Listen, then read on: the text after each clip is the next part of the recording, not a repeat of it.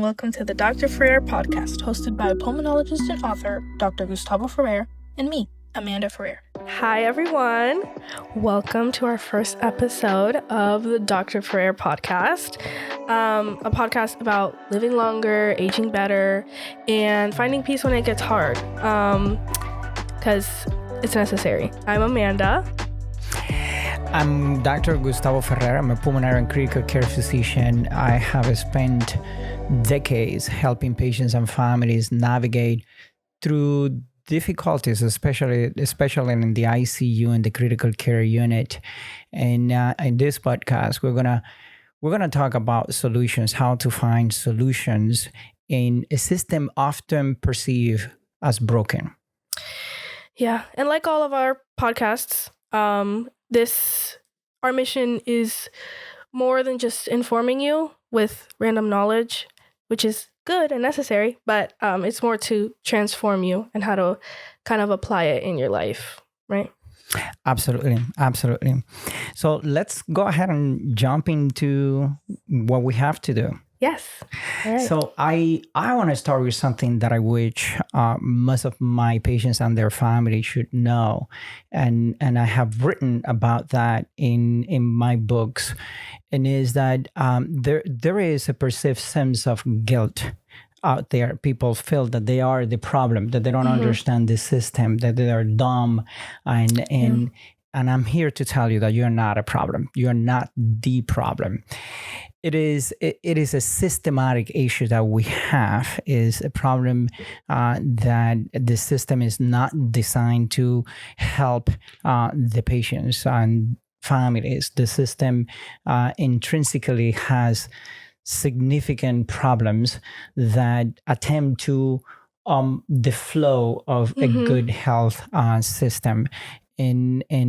But there is another way. There is an opportunity for us to find solutions. And in this episode, we're going to go over why the system is broken. We're going to go, through some of the most common reasons that give us value into understanding the system. But we're also going to go into what we want to do with this podcast. We're gonna give you solutions. We're gonna try to help patients and families and young people like you understand a system that is perceived to be broken, because there is an enormous power in knowledge, but there is more power in a community right, that knows and help each other. So this is part of the purpose of what we want to try to do here. Yeah, love it.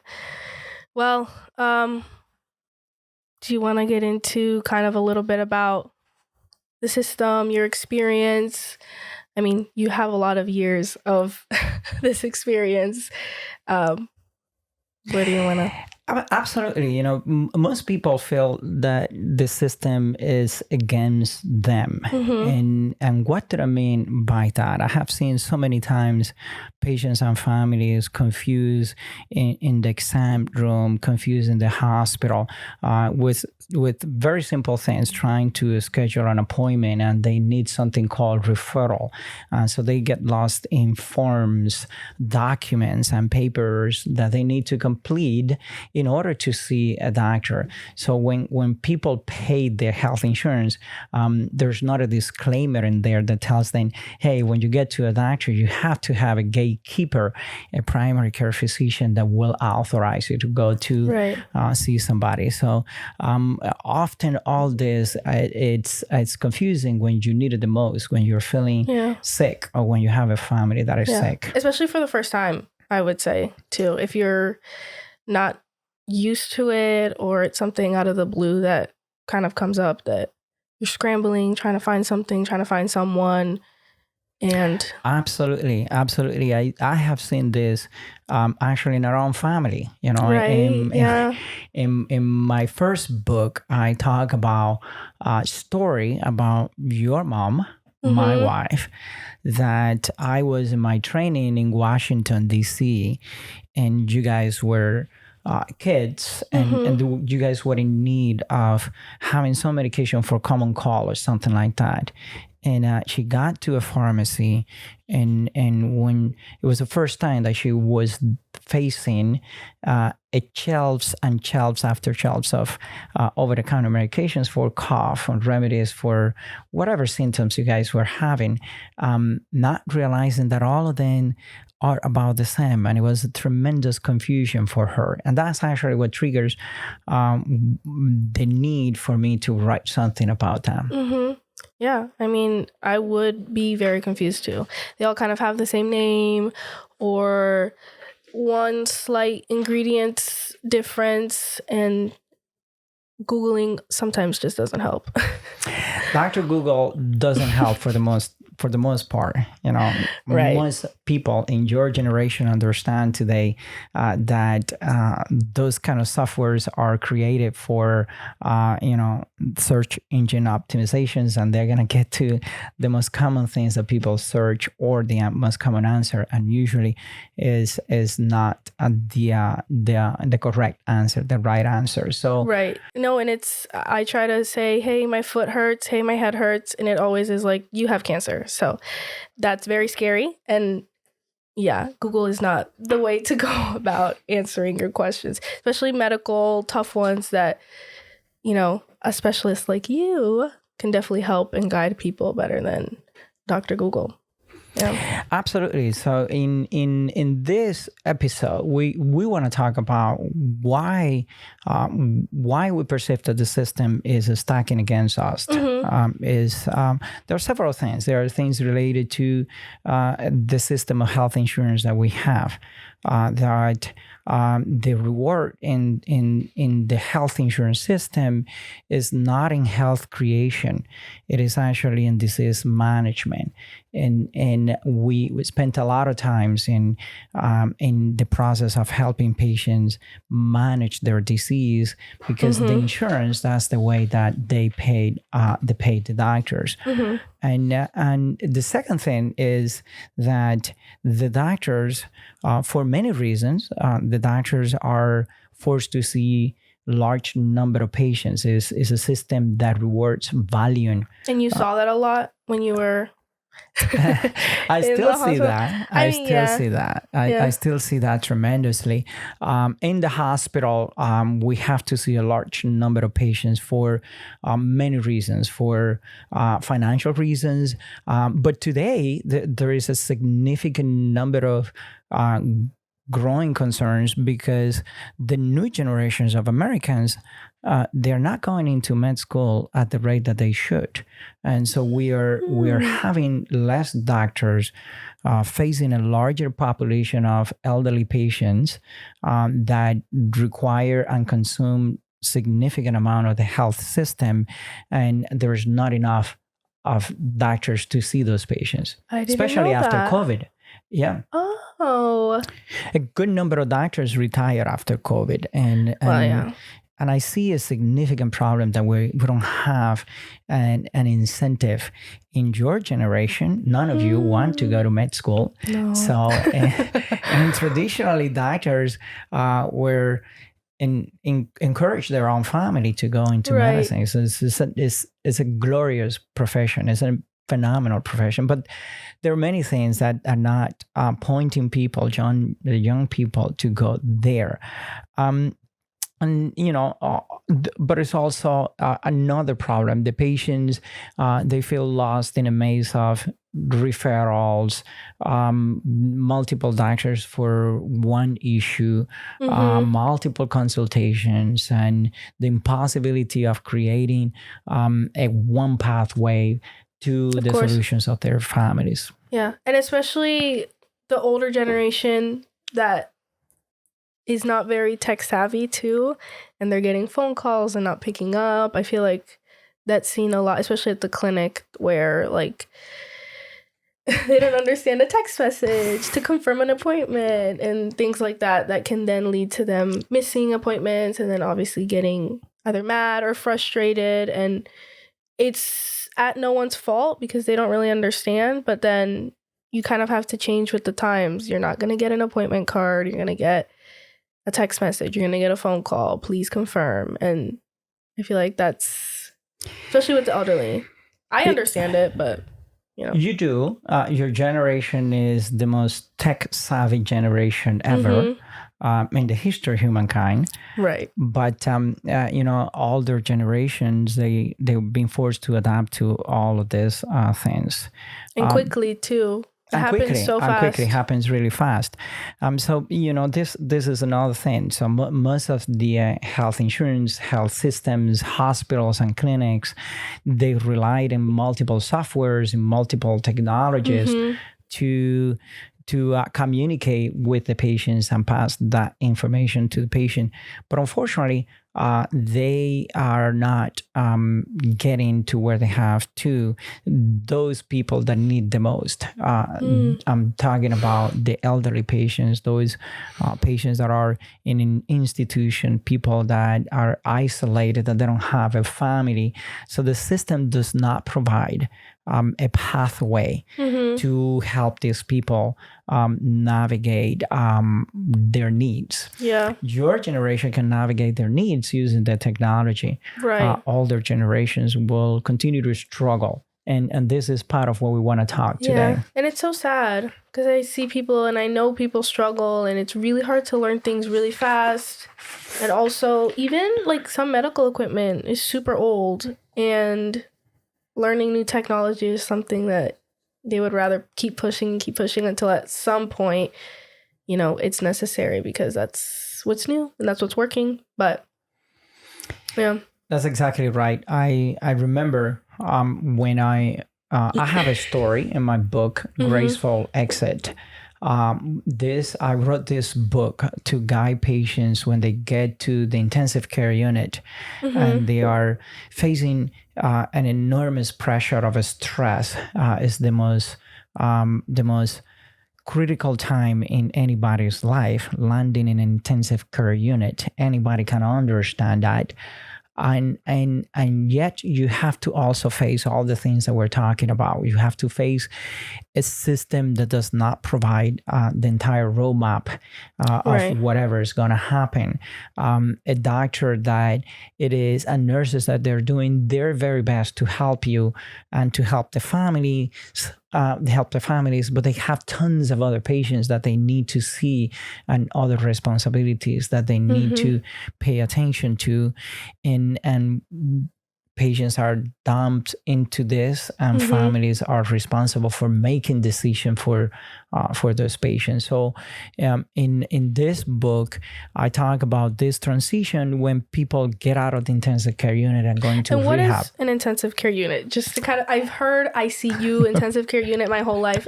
I don't think I fully understand what it is. Can you explain a little bit more? Absolutely.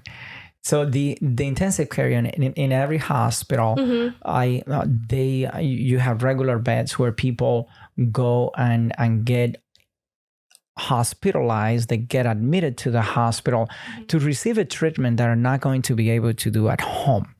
Okay. So that's the reason we put people in the hospital. Now, if those patients begin to develop signs and symptoms of instability, meaning their life is at risk, they need a more intensive care system of caring. And they are moved to place in the hospital, multiple beds, where they're going to have more frequently checked by the nurses. They may have 1-to-1, meaning one patient, one nurse, versus in the regular hospital floors, they're going to have, the ratio can change, but it can go from 1-to-6 to 1-to-12, and even in nursing homes, higher numbers. So the attention in the intensive care unit is present at all time. Yeah. You have dedicated group of specialists, doctors. Usually they are pulmonologists that have been trained in critical care, that they are there all the time, helping the patient navigate those times. And the families, because most of the patients end up in breathing machines, respirators, and some of the other equipments that we have to support life through those moments. Yeah. And then the patients become either because of the disease process or because of medications that we give them, we put them to sleep and they're not conscious. so the decisions is passed to their families. Oh, wow. And that's like a separate wing in like the hospital, I'm assuming, right? It's usually separate wing, separate floor, strategically located, in new hospitals today with a good access from the emergency room. Yeah. So time to do certain things is exceedingly important in hospitals. Of course. So in the book, I have a story about a patient that I met in a nursing home years ago. It was an elderly lady. She and her husband had a very successful career, and both of them, they moved to retire in Florida, and they end up about the same time with different disease process at Cleveland Clinic, Florida, and from there they did not fully recover in the hospital, and they needed to be transferred to another system of care so that they received a prolonged rehab and recovery. So they, because of the different needs that they have, they end up in two different institutions. The elderly lady end up in a nursing home, and the older gentleman husband end up in a rehabilitation hospital. And what's the difference between those? The difference is there are technical differences. Usually rehab hospitals are hospitals per se, meaning they also have more people. They have technicians that help patients. But to qualify for those, there are principles like, you need to be able to participate in the exercise. And in the nursing homes, you can care for patients that have a lot less mobility to care for themselves. So there are different, technical needs. But all of that is dictated by the insurance and by the system as well. Oh, so they got separated? They got separated. How long? Unfortunately, until one of them died. They couldn't find themselves. It was a very sad story. The lady that I met, she was critically ill, put to a coma, chemical medications to get through surgeries and procedures. When she woke up, obviously, this is also very well known. Even young people can pass through the stress of an intensive care unit, and they have an experience like a post-traumatic stress, similar to what people experience in war zones. And they forget things, and they have difficulties connecting thoughts. So if you put an elderly patient, the chances of that happening is even higher because medications also can induce this kind of problem. So they got separated, and when she was gaining conscious, people were not paying attention to her need. She was asking for the necessity of communicating with her husband. She was saying that she didn't have any relative or descendant, and she had an assistant, and the system didn't pay attention to her for a long time until the assistant came to the facility requesting the power of attorney passed to her so that she can sign checks and all of that. And one of the very smart nurses realized that something was wrong, and she reported that to the authorities. And that's when we realized that she was actually telling the truth, that husband was in a different institution, she was alone, and didn't have any descendant, any relative. They were kind of in isolation, and the assistant unfortunately turned against them. Fortunately, fortunately they took care of the issue with the assistant, but unfortunately they never connected, and the husband and wife. So they got separated, and he passed away, and then she passed away in the institution. That's so sad. Yeah. Wow. Very sad. So if in a system that is we got to dream, we got to think about what we're going to do in the future. Yeah.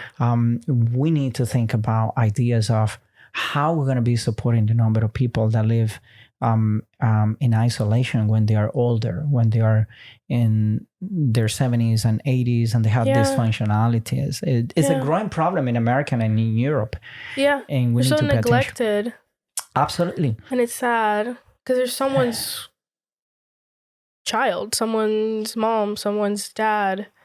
And it's very sad. I think it's also the culture, especially in the United States, of taking care of grandparents and putting them in nursing homes and then kind of having them deal with it kind of thing. But I mean, I guess it depends. I mean, you see it more than obviously I do, but I feel like that's how I kind of see it, especially with, media and movies and shows and stuff like that, where that's kind of the norm, That is true. We're living in a time where the families are separated and the fabric of family and the fabrics of a society are stretched every minute, and people are pulling apart into different areas. So people go out of the place that they grew up to pursue dreams and they never come back.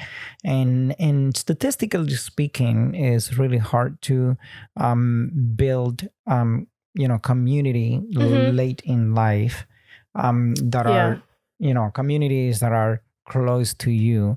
And in America, we have grown in that perception, but it's not an American problem. England has probably the largest number of people living in isolation in the planet today. Really? And is it only an America thing where they have like senior, like 55 plus communities and stuff? No, that happens in other places. There are countries in Europe that happens a lot less. To force a community, I guess. Correct. Yeah. You see that in Spain. They don't, most people live in their own community, in their own houses, and they maintain that sense of unity and community. And so in our podcast, part of what we want to do, our mission is to make this a place where people will gain knowledge, but also become part of our community. A community that help each other. That's what we want to do. That is definitely the goal. I mean, we have lots of good points that people can take away with them, jot them down, keep them, in the back of your head all the time. And they're very necessary. I mean, even I am taking note and remembering all these things because, I mean, I have obviously you and you're going to be alive forever. But, I mean, I'm young and it's just something that'll creep up on you really fast. And I think just always hearing it my whole life has really helped me. And I'm lucky to be surrounded by it for so long, but there are other people who aren't obviously as lucky and not as blessed to have the knowledge that you have. So this is to share all of that. But I mean, even as young as I am, I think this is still something that I can take with heart and remember, even for my grandparents, for you, for my mom, even for anything that happens with my siblings, because it does happen. And I mean, it comes up really fast. It does. Part of what we want to do in our podcast, and especially in this episode, is to set the foundations for building trust. We want to give knowledge that is clear, that is concise, actionable, that of people course can actually really apply to their daily life, but also build that community that trusts each other. Because one of the things that we have a problem today is that we have an excess of information. ChatGPT, Google, you name it, Gemini, whatever. My best friends. I know, your generation's best friend. But as you all know, all of them, they tend to hallucinate. They tend to create answers. And medicine is one of those that they tend to create a lot of creepy responses. So I believe today, your generation will not trust healthcare advices coming out of some of those AI things. Because trust requires connection between humans. Of course. So you do need to have connection with another human that you trust, so that you use those tools that are phenomenal. Okay, so let's go back to the healthcare system. And I think 3 actionable points could be good to talk about. Do you want to kind of break down a couple of ways the listeners can maybe reclaim their power if or when something like that story happens and you either have a family member or something or a close friend that you can take care of at that point in their life, to kind of start doing even from now? Absolutely. This is the heart of what we wanted to hear. There are many things that we can do, but we're gonna take a deep breath, and we're gonna focus on 3 things, 3 actionable things. Because when we talk about multiple things, we tend not to do them. Yeah, it's in one ear, out the other. That's exactly right. That's the reason we write books, so that you have an opportunity to go in depth and help yourself. And go back to it too. And go back to good reference. it. And go back to it. So 3 things that I want our listeners, our viewers to remember. Number 1, the stage is the foundation. You have to write everything. Write down everything. So when you go to a doctor, how many times I have seen patients, my own patients, that you explained the diagnosis, you explain how they're going to use the medication, you explain where they're going to get the medication. And some of my colleagues, and I do that all the time, we tell them where actually they're going to be able to find the medication, and they're just listening. They're not writing things down. And as soon as they get out of the office, they forget. And they're calling back because they don't know how to use things, what to do, and how to do it. I'm always amazed when I go to a restaurant and I see a waitress that is capable of keeping, track of who ordered what. Without writing it down. I also think that's crazy. It is. Yeah. I mean, good memory. Short term, though. Short term. This is stuff that you definitely should write down. This is not like that. No, not at all. This is your own health. Yeah. And these are going to be things that are going to be helping you or helping one of your family members. Yeah. I feel like you've always taught me that, though. I feel with any symptoms that I have or anything, you've always told me either to write it down, keep track, and then you can then reference it to a doctor, to someone else, and not be lost with your own symptoms, like your own body. It's kind of good to keep track of all of that and then add in the medications or anything else that happens. But it's a good reference. Without obsession, it's just jotting down some ideas of what to have, what to do, what are, the next steps, and what are going to be the expectations. So keeping those things that are going to keep the full treatment of things grounded are key things that we need to write down. The second thing is, and I actually speak about that in the book in the context of the intensive care unit, but I think this applies everywhere. If you feel confused, it is extremely important that you find somebody that will help you. Find your spokesperson, find an anchor, find somebody that understands the system, a doctor that you trust, a nurse that you trust, somebody that you can quickly reach out to them and have some of the questions that you couldn't answer, didn't answer, and get the correct answer when you work with the doctors. Explore them from a different perspective, somebody that you really trust, and that person becomes your guidance. And that is actually becomes even more important for elderly patients. Of course. When they go, we send the grandparents to the doctors with families, and we go with them. And it's important to, keep track of all these things and write them down. You're my spokesperson. Yes, I am. Yay. So easy for me. But a lot of people don't have it that easy. It's not someone that they kind of know personally. Do you find that you probably have, but some people that you've taken care of that kind of have delegated you, not our family, obviously, but like any other people that have trusted you enough? I feel like you get that a lot. All the time. I have I had the opportunity to build great relationships with friends and families and patients and their families through the years, because we became their advocate. We became their support. We became that point of reference, and we can guide them and support them through the system. Yeah. I feel like I've even experienced the trickle of your, how do you say, like, compassion towards them, trying to, you know, be their spokesperson, showing them the way, leading them in a way that is easy to understand, and kind of removing all the technical things that people do get lost in, and making it a lot easier to understand and move forward through. It's obviously a very hard time. So Absolutely. And the last thing out of the three things, and we're going to summarize it, is make sure that you ask what's going to happen next. What's next? Do I have to come back? Right. I can tell you thousands of times that patients forget to come back for follow up, and when they feel better, they don't close that chapter.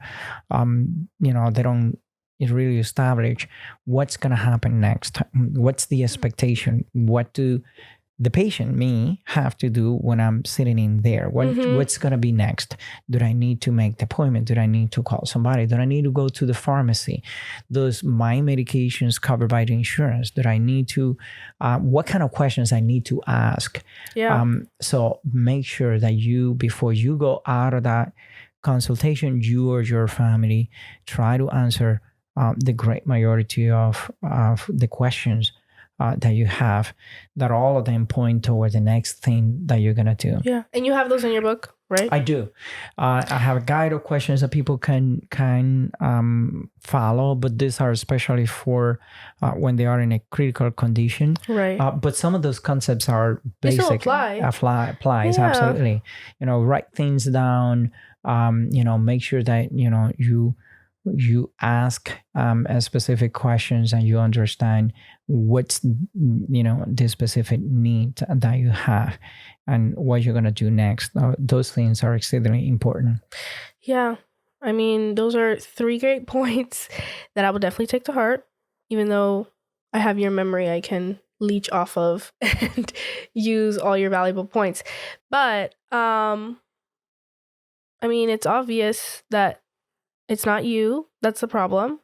It's the system. It's failing to care as much as the human does and the doctors do and try to.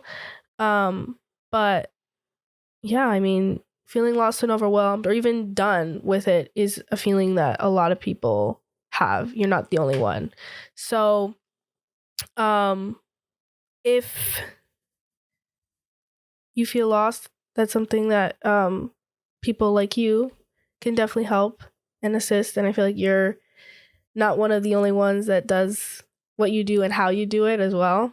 But no, actually, that's a great point. There is a growing number of people in the country that have created organizations that are actually systems that are obviously people have to pay, but they become kind of a healthcare assistant to elderly patients and family, and they help people navigate the system. They understand how the insurance works, how the hospital works, how the doctors work, and they have these specific questions and guide so that they can definitely. And that's someone in the nursing home? It's actually Anywhere? there are organizations out there that you can I heard organizationcare.com. There are some other organizations that are capable of guiding patients through the system and supporting them. And what's the difference between that and like a caregiver? Is that kind of the same thing ish? Well, the concept of caregiver is the person that is responsible for providing care to a person in need, to a patient. I am the caregiver of my parents when they go and they have certain needs. you could be the caregiver of your grandparents or anything like that. But in that, the concept of caregiver is usually is a close relative, family, friends, or something like that. Obviously, in the concept of intrinsic concept of caregivers, there's not a transaction, there is no payment. It's love. The payment is love.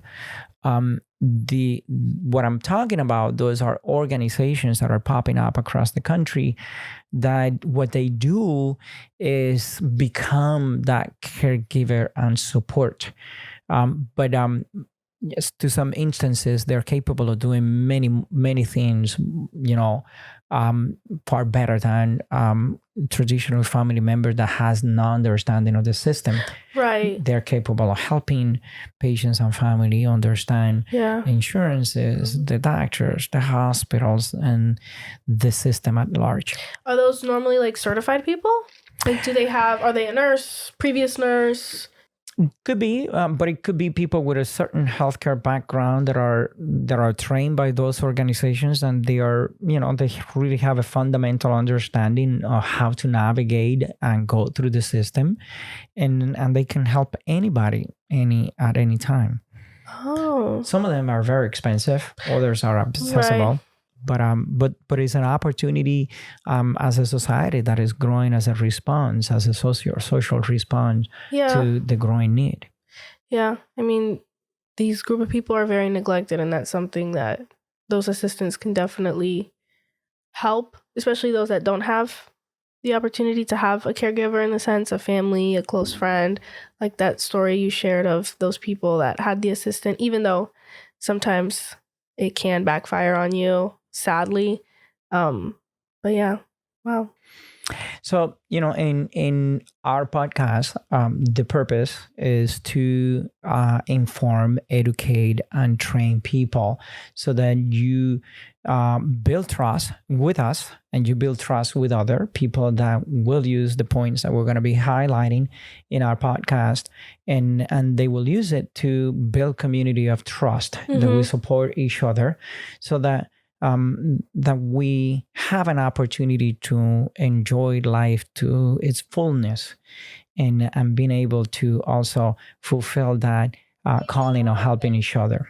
Yeah, and taking advantage of the time we have with those that we love. I think it's very important. Very, very important. Well, if you are someone that took to heart what we said and kind of loved what we talked about today, share this knowledge with your friends and family. Let's be a part of a community like we were talking about, and let's start a conversation. Subscribe, share, do whatever you can to put us out there, and so you can learn more with us. This is our place to build a family one breath at a time. So take a deep breath, enjoy life, and we want to thank you for being here today with us. And please make sure to subscribe and share this information that we have shared with you today. And thank you. See you next time. Bye. Bye. Hey, thank you for watching this episode of my podcast, and I invite you to subscribe and make sure to follow other episodes. We're going to be sharing phenomenal information. Make sure to follow our videos as they come up. Thank you.